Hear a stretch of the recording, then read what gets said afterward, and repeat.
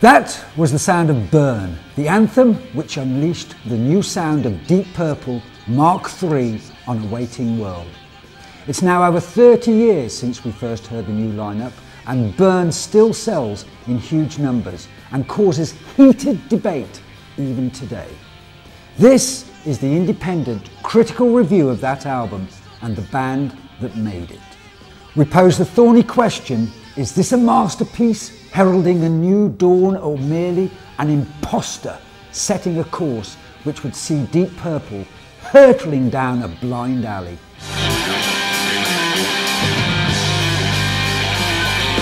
This was much more direct album, very, very heavy, very sustainable, right in your face blues. It showed a lot of different aspects to the way they handled themselves as that lineup. There are great tracks on every album, but Burn's not really my particular favourite. Don't forget, you're changing the lead singer of one of the biggest rock and roll bands in the world. He's going. What do you do? Got these diehards that were affronted that, you know, someone else came in and took over from their beloved Ian Gillan and Roger Glover. Well, this was just, you know, what they needed to say, wow, it's all rubbish, isn't it? The behaviour and the attitude of people in the 70s, and especially mine, was maybe a little tweaked. But I was still a very young lad. I was 21 when I joined Deep Purple. He wasn't naturally comfortable in that position, so the band were fragmenting and all over the place, and in reality they went on too long. Every job has its Monday morning, you know, and ours just happens to come on Saturday night, that's all. Bless you. Thank you. Burn was released in 1974, at a time when Purple were already masters of all they surveyed. Here's how they got there.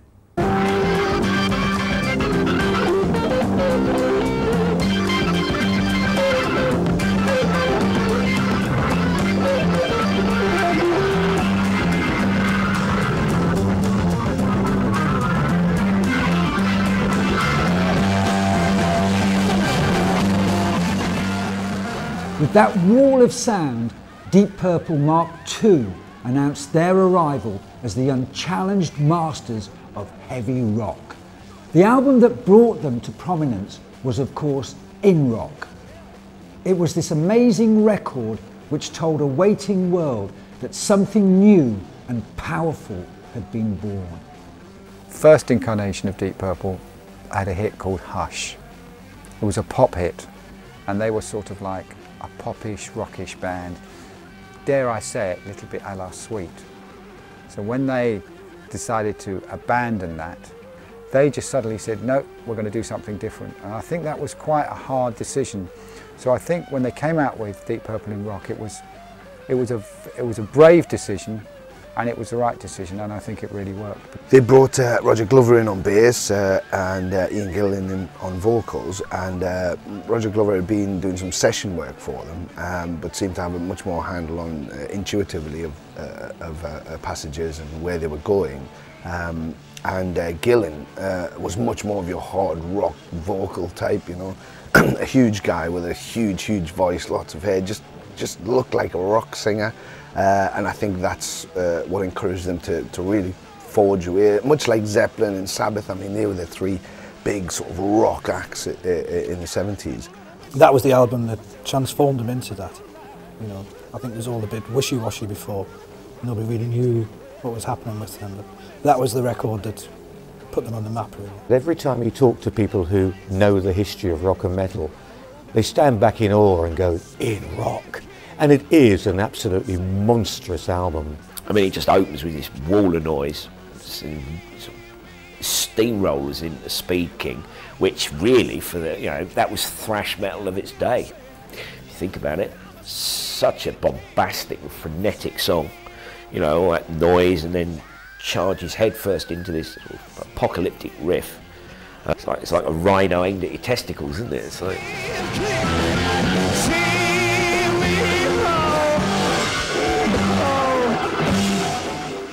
just think the band were great at that time, and that it was recorded at the right time for them. It captured the spirit of what they were trying to do. From the likes of Speed King all the way through to the incredible Child in Time, which is an epic of absolutely gigantic proportions, which every time you hear it just makes you think, how on earth did Ian Gillan hit those notes? See the blind man, yeah, he's shooting at the world, bullets flying, oh, taking toll. If you feel bad, Lord. With Purple Mark II now established, Fireball, the second studio album, continued the tradition. It didn't shine with the same brilliance as In Rock, but the ingredients were all there to keep things moving forward to the next almighty album, Machine Head.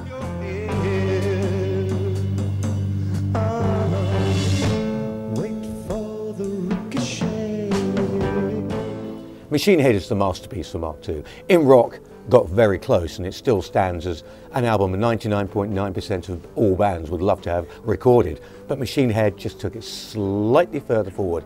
It's a terrific record. Yeah, it's one of the all-time great heavy rock records of the 70s, if not of all time. It was such a complete record. It was just very well produced. It was really well put together, and all the songs and material was very, very strong. At that time, they could do no wrong. And maybe that was it. Maybe they, slowly but surely, they started to realise they could do no wrong until things started to drift apart, you know.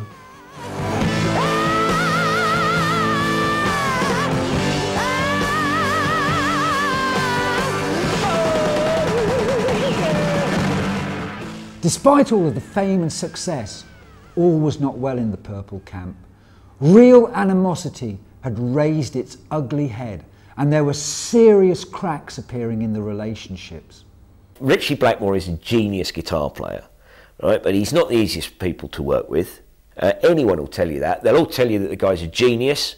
He's a mischief maker in a good way, but he is also a very difficult person to get on with. I'm still very moody, shy, and very honest, which a lot of people can't take, you know. Honest? Yeah, and which is the hardest thing in this business is to is sincerity. Once you can fake that, you're laughing, you know. Blackmore to me was a great leader of a band, although some things were the behavioural department and all of us were stupid. But he ran that band pretty much the way he wanted to run it, whether it was immature or not. It showed truth, arrogance, and somewhat of a genius to do that. So I only have great things to say about him. My theory has always been the singer is a little bit, shall we say, envious of the fact that the guitarist, the lead guitarist, gets the musical respect. The guitarist is always envious that the singer is the pin-up boy, the rock star in the band, and there's always this tension and conflict. And when you've got two such strong personalities of Richie Blackmore and Ian Gillan, who I don't think ever really understood each other or wanted to understand each other, you get the clash.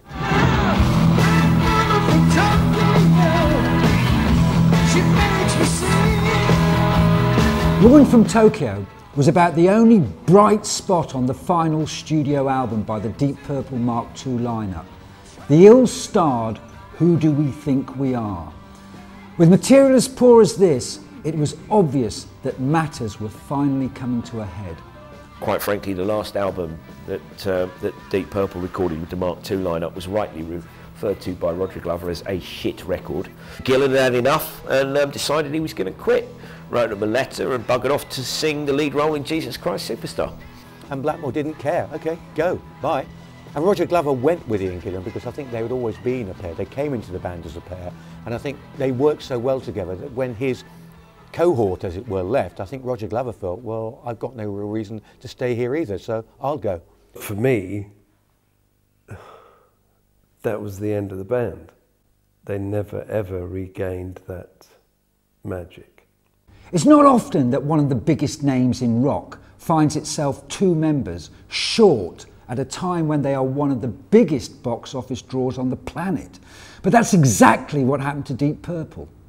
Obviously they were looking around. You know, they weren't going to call it a day. They'd lost a bassist and a singer before, and they carried on. So I'm sure that they thought at this particular juncture in time, you know, there's no reason why we can't do it again. Richie Blackmore was toying with the ideas of dual vocals, having two vocal strengths in there. Possibly some of the combat that they had in directional sense, Gillan and Blackmore, was exactly because of that. Gillan saw himself as, well, I'm the singer, I'm the vocalist, that's how it is, this is my delivery. And Blackmore wanted to expand that somewhat.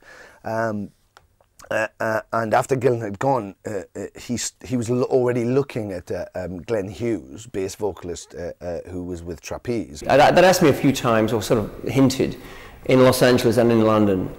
Richie asked me once and John asked me again. Sort of hinted, and then they were playing in New York with Gillan and Glover. And when they asked me to join them, I thought it was Gillan that was leaving, and I was going to ask to be sing and play bass. At first I said no, because I had no intention of not being able to sing. Even at a very early age I had a specific thing I wanted to do, and that was singing. But then they dropped the bomb on me that they wanted to ask, and they'd already asked Paul Rodgers, a friend of mine now, who I thought, and still do, I think Paul's an amazing singer. So the idea of singing with Paul Rodgers, and I'd let them know, yeah, I'll join, only if I can sing some things with Paul or whoever the singer you choose. I have to say that there are probably two geniuses who were associated with Deep Purple, Richie Blackmore being one, obviously the other is Glenn Hughes. This man has so much talent, it's too good. This man is the equivalent of a George Best in football, or the equivalent of Muhammad Ali. So talented, he almost took it for granted. Glenn Hughes is a fantastic musician and a great singer. That guy's got a wonderful voice. But I wonder if that was the right gig for him. I mean, he's a lead singer. He's a real frontman, and I don't know if he really fitted into that role that Roger did so well. The other new member was a complete unknown from Redcar in the northeast of England called David Coverdale. I auditioned Deep Purple last year in August. No, it was... It's only you're nearer normality than them. They've been living in this fantasy world so many years. Presumably the contrast... I've always had the fantasy there, you know. Sorry? I've always wanted, I've known what it was about, you know. I just wanted to, instead of standing outside the door, I wanted to get in, you know. And you're happy now you're there? I'm very happy, yeah. Right. I think they did the right thing. They didn't try and replace Gillan with another Gillan.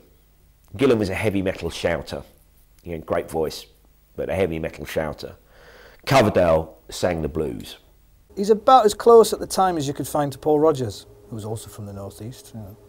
He came out of nowhere, really. How they stumbled, a stroke of genius, I think, to take out David Coverdale at the time. He's massively underrated, actually. I think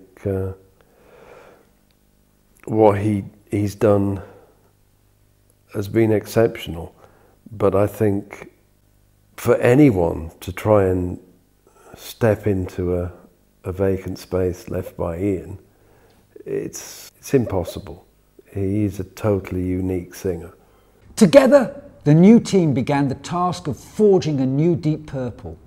From the outset, it was obvious that with 2 singers in the band, the sound would be radically different.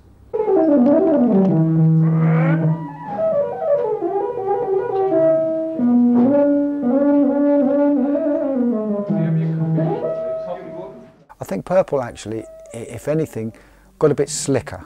They sounded, if anything, slightly more American. You do what you do to the best of your ability, then the audience puts you into a category. You don't. They say, well, these are now a heavy rock band, this is a nice folk band. You don't say that. With Ian Gillan, it was very much one voice, and they had to write and tailor for his voice. Now, a great voice, absolutely a great voice, very much a screaming powerhouse of a voice. With David Coverdale and Glenn Hughes, you had Glenn, who could do incredible soaring vocals, and Coverdale was much richer and slightly deeper. It allowed the band to expand. Perfect example being Burn.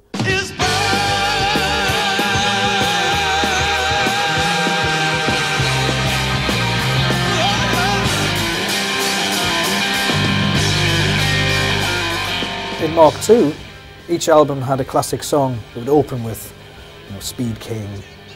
You know, there was a classic song in there somewhere that you'll always, you know. And I think Burn, the song itself, is definitely one of those. At the time, I remember hearing it when it first came out, and I was absolutely blown away by the sound, you know, just to hear these two voices working together. Fantastic, it is. It is probably the second greatest riff that Deep Purple ever came up with after Smoke on the Water. It's frighteningly good. You know, the kind of sort of the demonic imagery of the lyrics, you know. Brutal vocal from Coverdale, you know, offset by much more melodic kind of approach from Glenn Hughes. Immediately you can see how these two great vocalists are going to work together. It's absolutely fantastic. She got Coverdale singing most of the time, but every so often Hughes would come in with those, they're not screams, they're soaring vocals, which allowed the band to actually open up a little bit, and really does show David Coverdale and Glenn Hughes working together wonderfully well as, shall we say, co-vocalists. The original album featured 8 tracks. 5 of them were to make it into the Purple stage set, a surprisingly high percentage for a brand new lineup. 2 of the tracks were all-time classics. There was Burn, of course, and then there's the majestic sound of the blues-driven Mistreated, written by Ritchie Blackmore and new boy David Coverdale.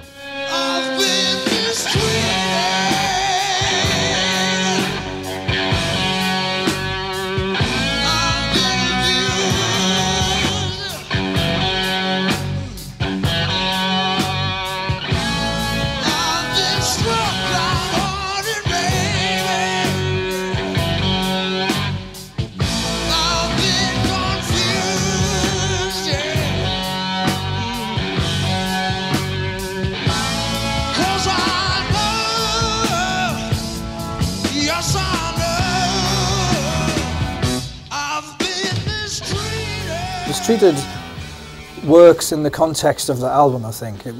Probably not if you go back to the previous Mark II songs. It's quite different. It's more very blues edged. I mean, it's a great track. I mean, the guitar part alone. Yet Mr. Blackmore's showing off how to write an easy lick. And you think he apparently used to come out with thousands of them. You know, just sift through another riff from Blackmore. You know, but it's a great song. It's very haunting as well. You know, the guitar solo in there is fantastic.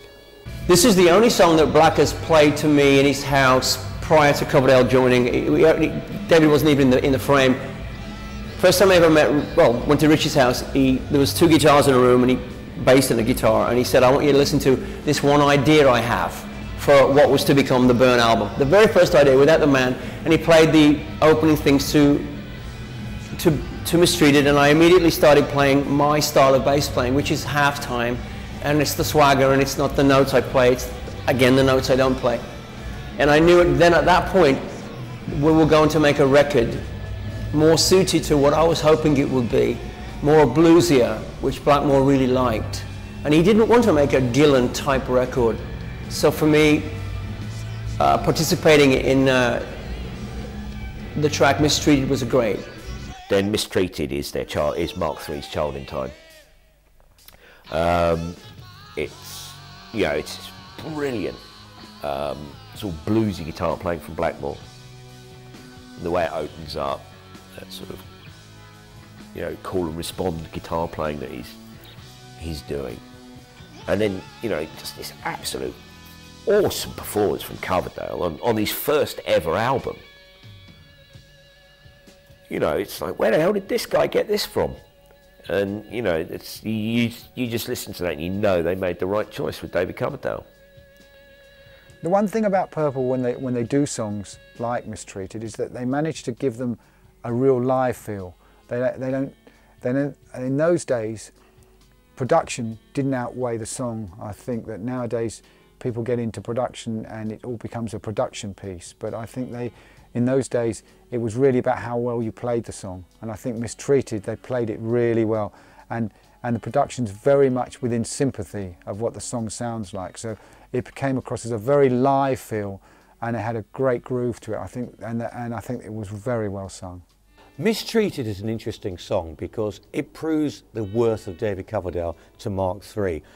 Now, it's one of the standout tracks on the Burn album, and I've seen and heard Glenn Hughes in recent times sing that song by himself without David Coverdale. It does not work because his voice is not right for the song. He does a very good job. It makes you appreciate what David Coverdale did because it's a bluesy song. Even the lyrics are "been mistreated." It's very much a bluesy type of lyric. And it really did allow Coverdale to showcase in the band what he was all about, the bluesy hard rock that he felt most at home with. It perfectly sits with his vocal style. You know, it's the type of song he feels more comfortable doing. Again, you know, in a live situation, I think he may have felt a little uncomfortable with the older, the pre-him, the Gillan Purple stuff. So sometimes those songs didn't sit very well, but here it's like, you know, it's putting on your favourite shirt. I think, you know, it's like, bang, this is where I'm at. And his delivery on it is like incredible. And, you know, just that whole bluesy vibe from it. But it's just one of those things that when you're perfectly within your range, you're perfectly within your style, and you feel completely comfortable with it, you excel. And this is a point, certainly in Mistreated, where Coverdale excels, you know. The rest of the material on the album doesn't scale the heights of the two epic tracks, which have guaranteed the album its classic status. There was also a possibility that there were a couple of fillers on the album. Take What's Going On Here, for example.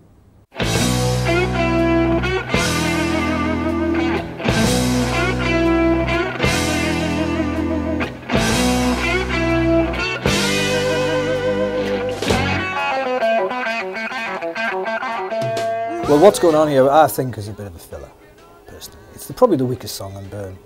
And, you know, hope we're not here. But it's not particularly the greatest song. I think that, you know, maybe it was a filler. Deep Purple only wrote enough songs for each record. We never did, like I write 25 songs now or whatever. What's Going On Here was probably rehearsed as we did it in Montreux that day, and we just came up with lyrics in the Stones mobile unit. Kind of a throwaway song, but it's a song that Richie kind of enjoyed, that bluesy approach. You know, they must have sat and thought, like, you know, I know he can sing and he knows he can sing, and so they just had fun with the track. So I think from that point of view, maybe it was a filler. If you look at the album, as a whole, as a fan, from their point of view, it was probably just a bit of fun that they put in. But it's a really good song. I don't think there is a filler track on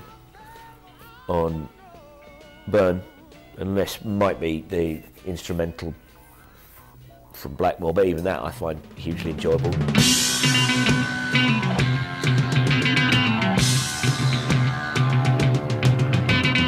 You know, the thing is, I tend not to look at any songs as filler tracks. They all have something good about them. So it's not so much that they're filler tracks as I think that other tracks shine.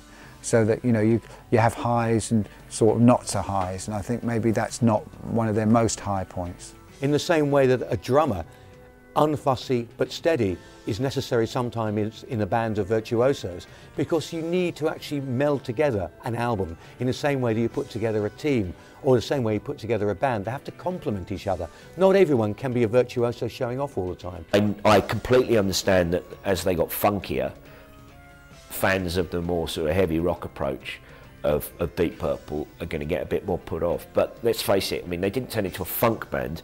They were still heavy rock. They just had a funky or more soulful edge to it. Although he doesn't actually receive a writing credit on the album, it was clear that Glenn Hughes was keen to push the band further into a soul-funk direction.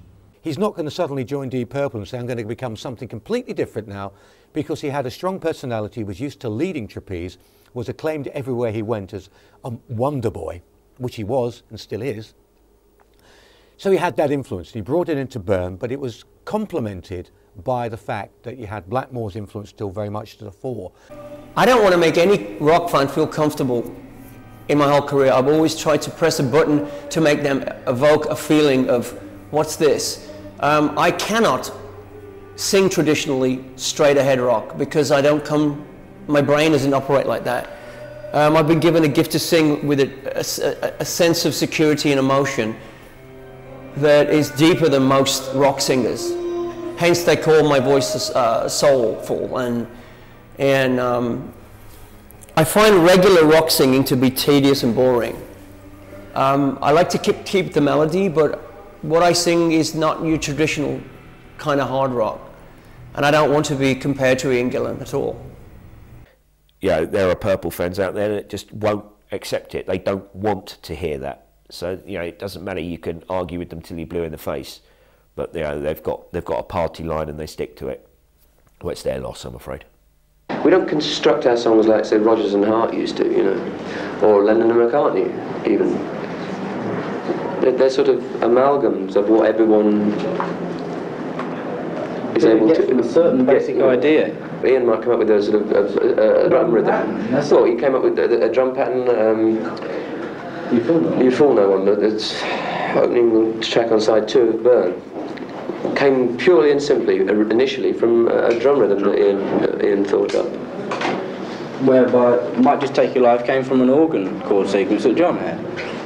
So you start with the basic, simple little idea, then you get 5 minds saying, well, I think this would fit with that. That's what we do. You know, but that's maybe why they're not too melodic, they're not too lyrical. We're a rock band. I mean, I don't like the term hard rock, I don't like the term heavy metal. You know, I'd like to think of ourselves as a rock and roll band.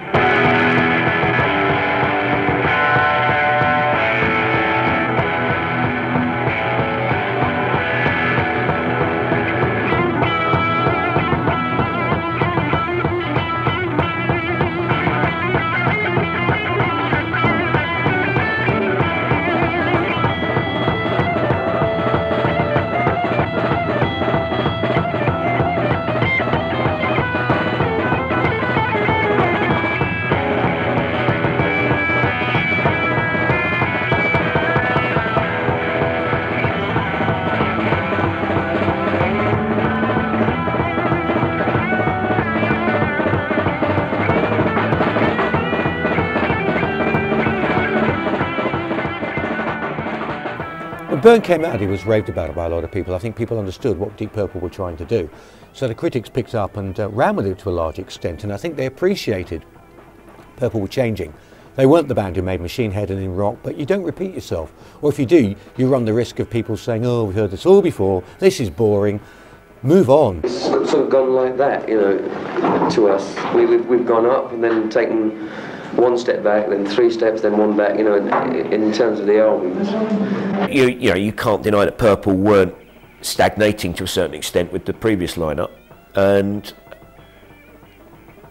this new lineup sounded fresh, revitalised, you know, energetic, hungry. Had they considered critics and fans and everybody else, it might have been less of an album. Maybe they wouldn't have got the vocalist as quickly, you know, maybe it would have changed the dynamic of the album, but because they didn't worry about considering anybody, Richie looked at what he wanted, got the right people in, they went straight in to write, they got the album and went straight out to play. You know, it was like bang, bang, bang, bang, bang, it's just like, there you are, let's do it. You know, it didn't give anybody a chance to go like, well, actually, you know, they just were like, oh my God. And the response was like, wow, wow. Overall reaction to the album was very positive. Might Just Take Your Life worked well with its smoky Hammond organ introduction by John Lord. You Fool No One clearly had potential as a live number, but the time had come to test the material against an audience. When you're recording, you find that there's one engineer and a couple of T-boys around, and it doesn't really inspire you to turn out your best. Whereas when you're on stage, you're playing to the people and they inspire you, obviously, you know. I suppose it's an ego thing, really. You like to kind of basically show off, show them what you know, and you get really inspired, you get a real exciting thing going with the crowd, because they just turn you on.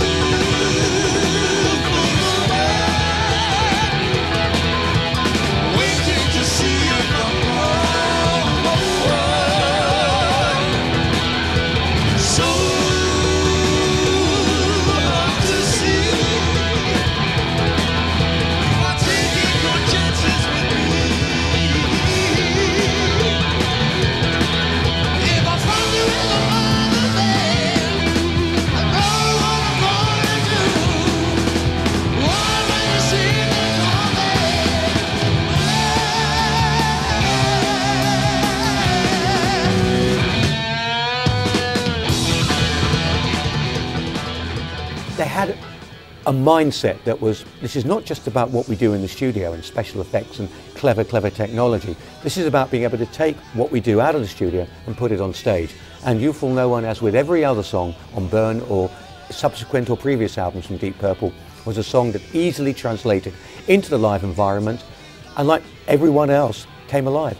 It had that most amazing drum pattern and bass line in it, you know. I mean, every drummer tries to copy that when they're just warming up. You never hear it played in a song anywhere these days, but it's, you know, they all seem to be able to play it now, you know. It's a tricky song to do on stage. I think it's a tricky song, probably a tricky song they had to do in a record. So those sort of songs, they either really fly out the box at the night or they don't. It just depends how a band are firing. I think if a band's not having a really good night, songs like that tend to suffer, because I think you've really got to be on it timing-wise, etc. And if you're not really on it, it tends to be a little bit grey. That song could stretch out for 15 minutes some night, like Space Truckin' or The Mule or whatever from Mark II. You Fool No One, as with my songs today, they grow. I don't like the idea of going on stage. Sometimes it's okay to make a 3-minute song 3 minutes, but I might stretch things out because it's the kind of era I come from. I like to push myself, and I insist on my band doing that. That's what happened in Deep Purple. I think it was just maybe a bit too much of a stretch for Deep Purple to, you know, it's much more funk, you know. It's a bit too bright in a way, you know.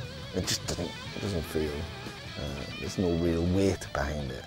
Just didn't quite sit right with the set. I think that's probably the best thing to say.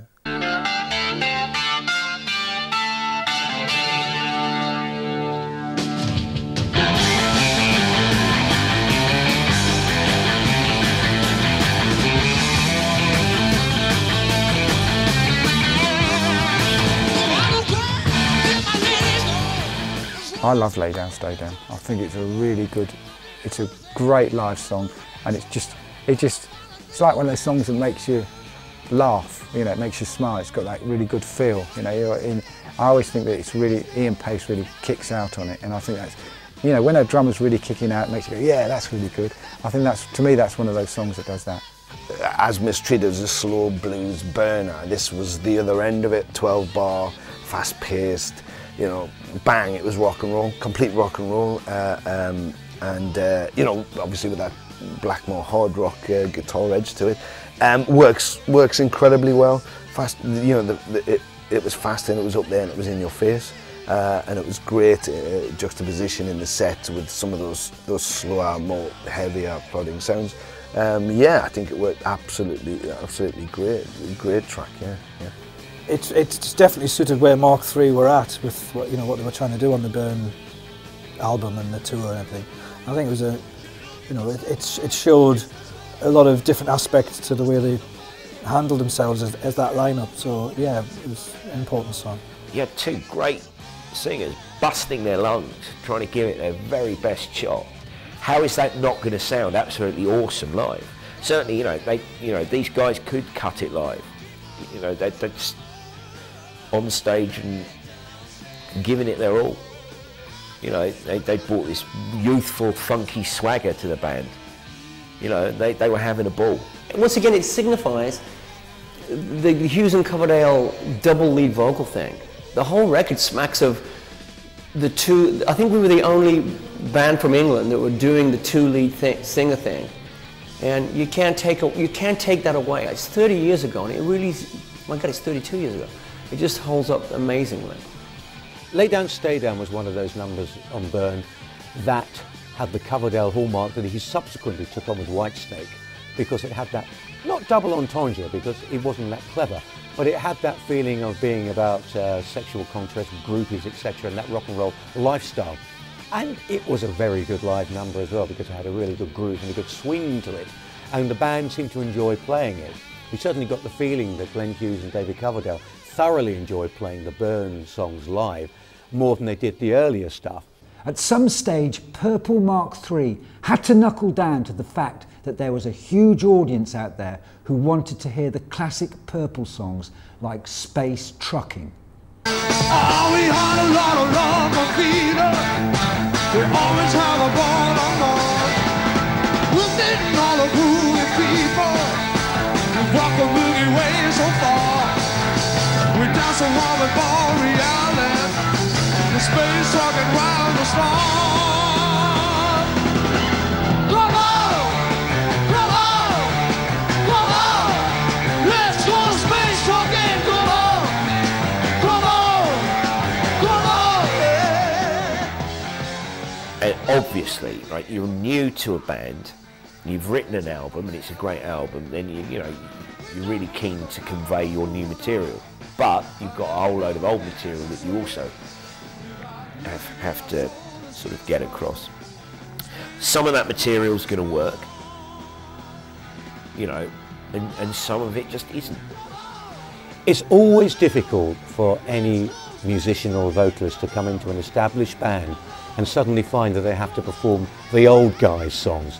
Black Sabbath, Ronnie James Dio, he never really did justice to the Ozzy era because it wasn't right for him. You think of Brian Johnson with AC/DC trying to do the Bon Scott era stuff. Again, same problem.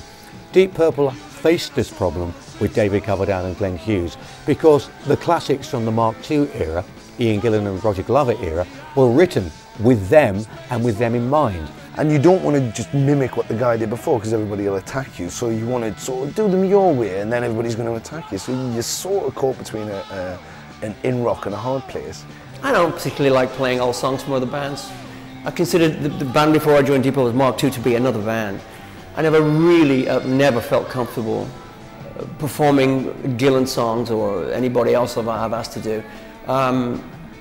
Because I want to have my own thing. I don't know, it's okay. I mean, I didn't really enjoy singing a lot of that stuff. I don't think David did either. And if you ask him the same question, I think he'll give you the same answer. Well, I only saw that lineup live on one occasion. It was a great show. But the older material didn't work for me. Didn't have the classic magic. There was a lot of criticism at the time when Mark III were going out and covering, basically covering the old stuff. It's unfair because every new lineup of a band has a different way of approaching a song. And for example, Smoke on the Water.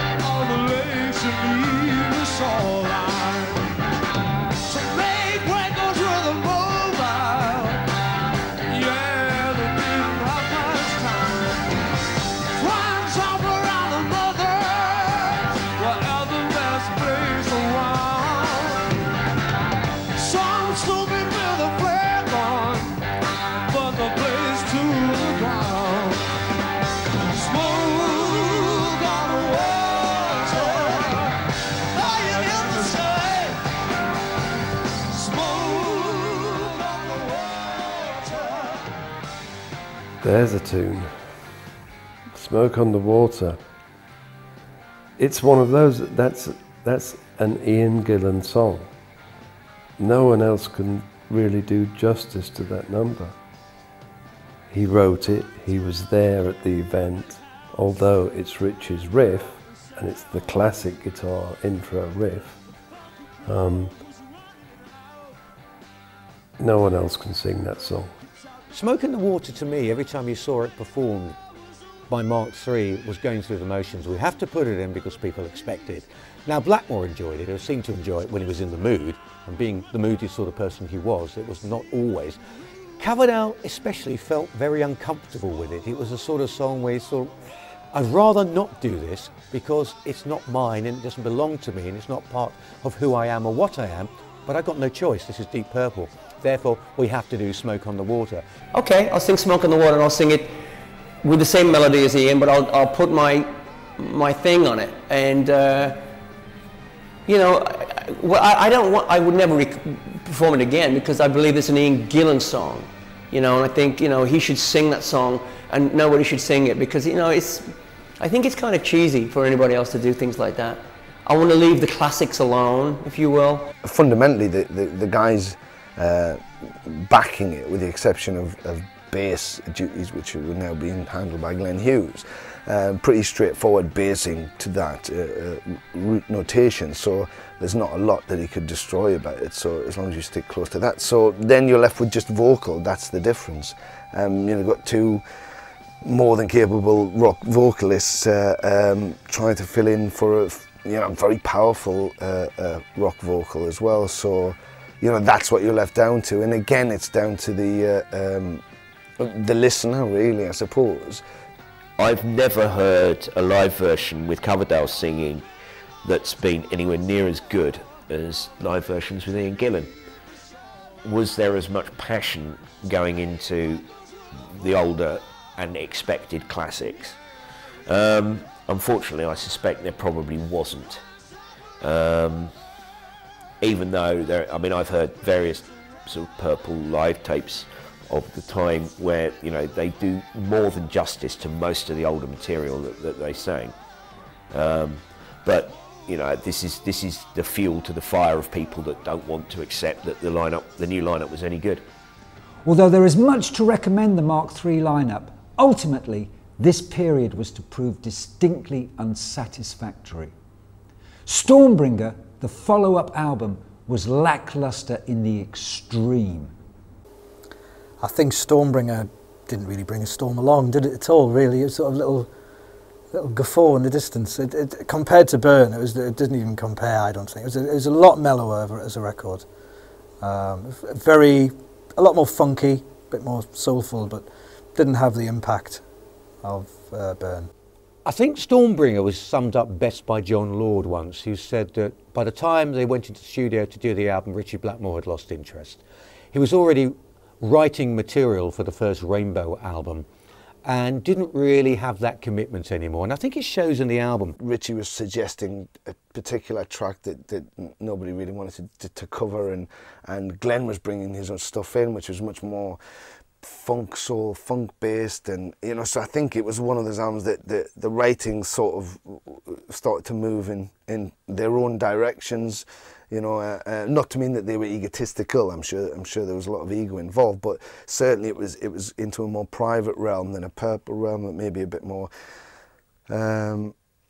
personal to each member. Going, oh, I'd like to do this, and oh, I'd like to do this, and whereas you know, the album before was like Purple through and through. You know, if you sliced it in two, it would say Deep Purple inside, like a stick of rock. People who listen to Stormbringer, please listen. Richie Blackmore is damn funky, whether he likes it or not. He played wonderfully on the album.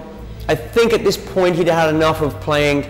He'd lost his foothold, I think, as far as we were going in a more band direction, as far as Coverdale, Lord, Pace and Hughes we were going in a new direction, you know, we were growing. Every artist grows. When you take Gillan and Glover out of the scenario, Gillan and Glover are pretty much traditional hard rockers. Coverdale and Hughes were now groovier, soulful rock guys, more influenced by Americans. That's why you have things on Stormbringer like You Can't Do It Right and Holy Man and Hold On. You know, they're more grown-up stuff. There are times when I feel like just saying, oh, let's forget it, you know, let's all go home, and we've all got enough money to just say, well, I'll do another LP when I feel like doing it. Because really, that's what every group should do. But every group is pressured by the record company. It's only guarding their own interests. A group only lasts a certain length of time, so they get the most out of them. It doesn't matter whether they they fold up in 5 years, as long as they made about 10 LPs in the meantime. Whereas in actual fact, to get the best out of a group, you've got to give them a year for each LP, I would think, for an actual progression without forcing it. And that really bugs me, actually, going to the studio. Right, we're going to turn out an LP, boys. You know, here we go, blah, blah, blah. I've got to write a song today, you know. It's just ridiculous, you know. Yeah. And I don't know if I've got the guts to do it, but I've often thought, that's it. I'd like to leave, not the band, I just want to get out of the business, play when I feel like playing, and do a record when I feel like recording. It would be fantastic, but you can't have it all your own way, you know. I think the cracks have started to show, and it was a great album cover, wasn't it? I think the cracks were already there, and I think it was becoming a job. Within the year, Blackmore had gone, taking the creative heart of the band with him. In his absence, Purple drafted in Tommy Bolin and struggled on for one more record. But with huge drug problems, chaotic stage shows and an indifferent album, John Lord and Ian Pace pulled the plug on the whole sorry, floundering edifice.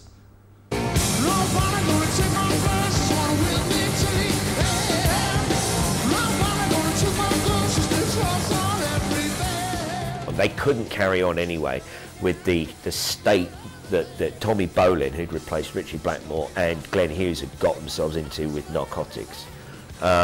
You know, they were a mess. I think the final gig was up in Liverpool. You know, Coverdale was in tears. He knew it was going to be the final gig, and Hughes didn't know what planet he was on, and Bolin could hardly play. Tommy Bolin, who they'd brought in as a guitarist to replace Richie Blackmore, hadn't